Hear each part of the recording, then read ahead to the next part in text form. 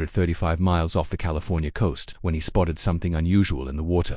At first, he thought it was debris, maybe a tire or a drifting piece of netting, but as he drew closer, the shape bobbed and paddled. It was moving, not with the waves, but against them. Caleb squinted, then his breath caught. It was a dog, a German shepherd, swimming alone in the open ocean. His heart raced.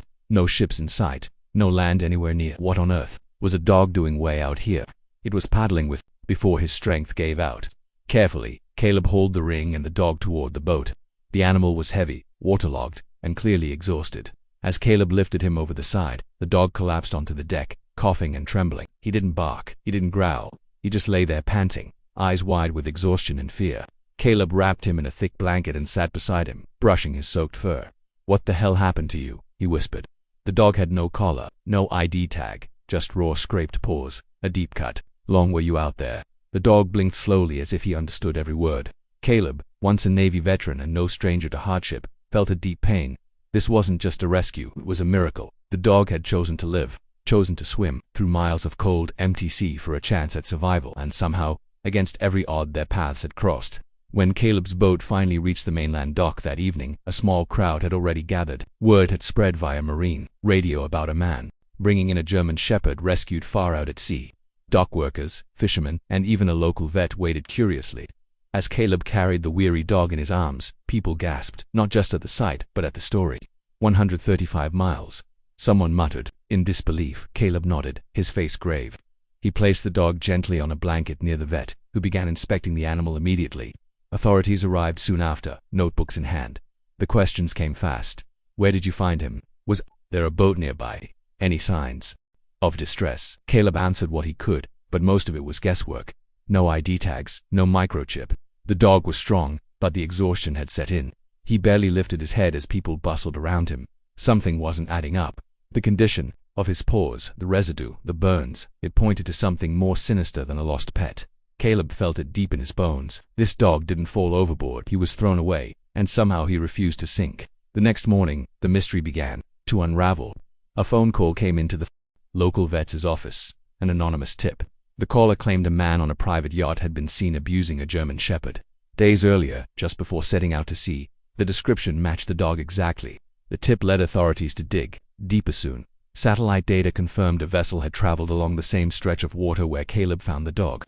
The boat's registered owner, a wealthy entrepreneur with a history of complaints for animal neglect. Nothing ever proven until now. Caleb listened as officers pieced it together. The dog had likely been beaten and thrown overboard, discarded like garbage, but the dog didn't drown.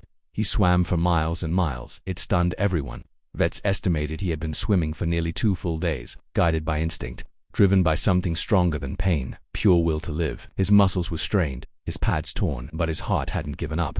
As the truth became public, outrage swept through the town. News outlets picked up the story. People cried reading about it. Caleb, hoo-ha, Ben at the center of it all, couldn't help but feel awe and heartbreak.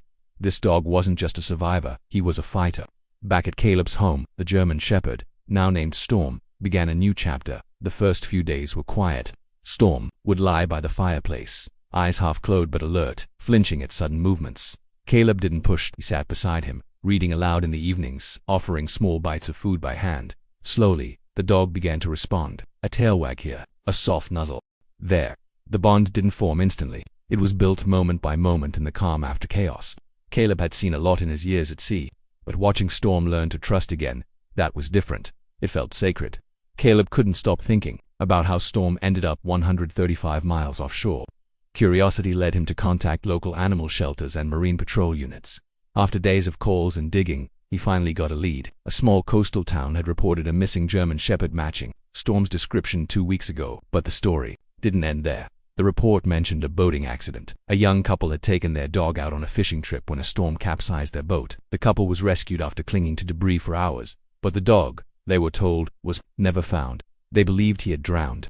Caleb arranged a meeting. When the couple arrived and saw Storm, their jaws dropped. The woman burst into tears, and Storm, who had been so guarded, ran straight to her with a happy bark. It was like watching 2 broken hearts mend in real time. Caleb stood back, watching the reunion unfold, torn between joy and a quiet ache. He knew this was the right thing. Storm was home. But what Caleb didn't expect was what the couple said next. They told him, "You brought him back from the impossible. If you want to be part of his life, we'd be honored." As the days passed, Caleb's encounter with Storm began to spread like wildfire. People from all over the world were fascinated by the extraordinary tale of survival and the bond between a man and a dog who had crossed the boundaries of distance and fate.